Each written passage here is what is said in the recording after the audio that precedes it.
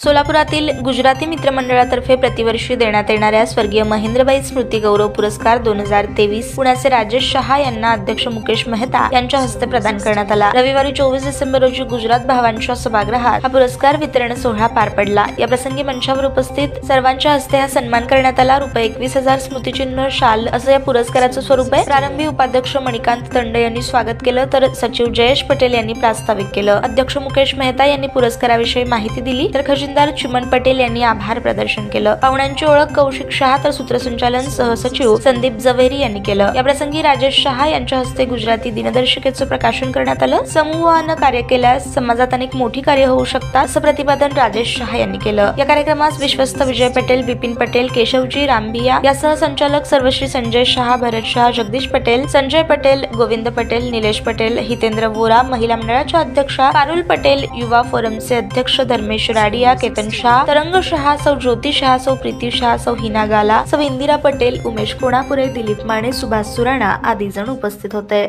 ताज्या बातम्या पाहण्यासाठी प्राईम मीडिया न्यूज चॅनलला सबस्क्राईब करा आणि बेल आयकॉन प्रेस करा।